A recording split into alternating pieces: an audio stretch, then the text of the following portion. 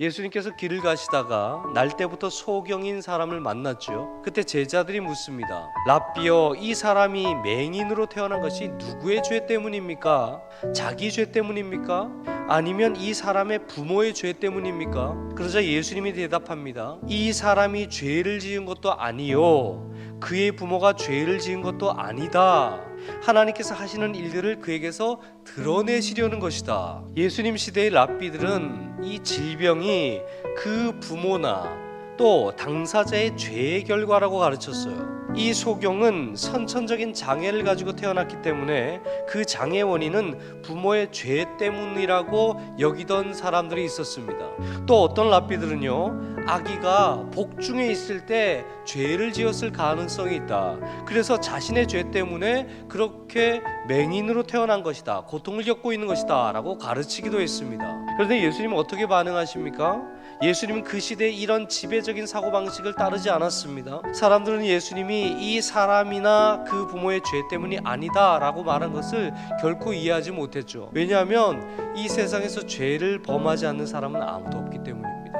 여러분, 예수님이 이렇게 말씀하신 이유가 무엇일까요? 죄와 질병 사이에는 아무런 상관관계가 없다, 이 말씀을 하시는 거예요. 죄를 지어서 그 벌로 질병이 생긴 게 아니라는 것입니다. 인간이 지은 죄와 인간이 받는 고통은 상관관계가 없다는 것이에요. 아무 관계가 없다는 거예요. 여러분, 이 이야기에서 우리가 배워야 할 큰 교훈이 있습니다. 인간의 고통의 문제를 적절하게 답하는 해답은 없다.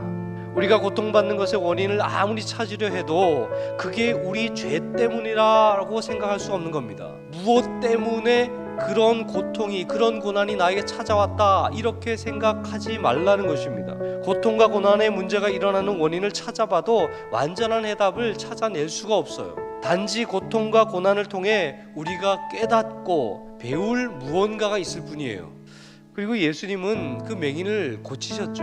만일 예수님이 그 맹인의 눈이 먼 것이 그의 부모의 죄 때문에 혹은 자신의 죄 때문에 당연히 벌을 받아야 하는 결과로 나타난 것이라면 예수님이 그 맹인을 고치셨을까요?